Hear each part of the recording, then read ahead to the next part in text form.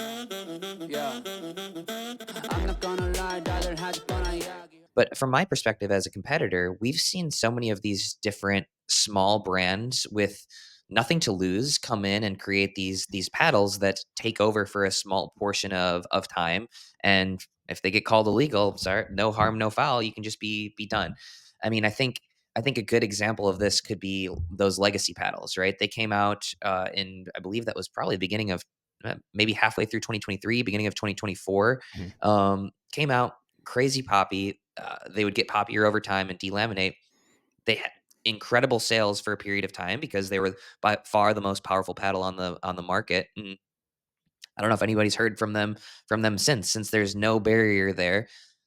If you create a paddle that then gets turned illegal a little bit down the road, and you had a bunch of sales, you don't really have much that you lost. And so while USAP is trying to be everything to everyone and certify thousands and thousands and thousands of different paddles every year, I think it is good for UPAA to be able to focus on these are the paddles that are going to be used in competition.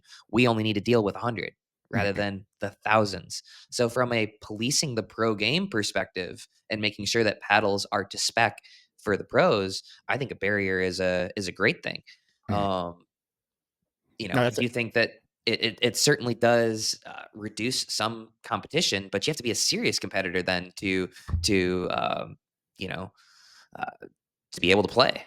sure. No, it's a really interesting perspective on your end. I'm glad you shared that because from my perspective as a paddle reviewer, clearly I want there to be as much free competition as possible, and I love to see small brands just knock it out of the park. 11624, for example, they're a new paddle company that came up this year, and they've just done such a great job, and they're so creative with what they've introduced to the market. So I love to see that, and I brought that concern up to Jason Aspas, the lead at USA at UPA-A, early on in the game when they just announced, and yeah, he told me the same thing. He's like, we're not controlling which paddles amateurs can play with. This is only at the pro level for now, and eventually, if it does spread to amateur ranks too, they're not going to be obviously charging small companies as much if they're not playing it in the PPA MLP. So, but from a policing perspective, like you mentioned, yeah, there's no way for USAP to police.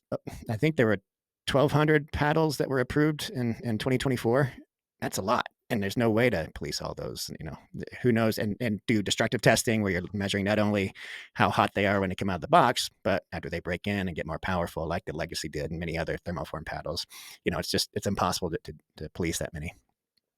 Yeah, I mean, hopefully there's still avenues for some of these up and coming paddle brands to break through, right? Maybe if you hit a certain threshold of sales and you're popping off with the amateur game, maybe that's when you sign a pro. Or I think of something like that rhombus ripple paddle, which is I think you got it back there somewhere. I Yeah. mean, it's got to be one of the best paddles on the market. I know that it does deteriorate a little bit or get probably a little bit too poppy to be played with. But I mean, I think that that's one of the poppiest paddles on the market, and they don't sign any pros to my knowledge, right? Mhm. So maybe they hit a certain threshold and they say, okay, we want to sign pros. But also, I do think that the work that you, Chris Olson, other paddle reviewers do, like I see a decent chunk of those in the wild, and Mhm. there's no pros that are using them to my Right. knowledge. So Right. I, it's hard to. This is more of just a general debate. Are people buying these paddles because pros are playing with them, or because they're good paddles, or the truth lies somewhere in the middle. So Mhm.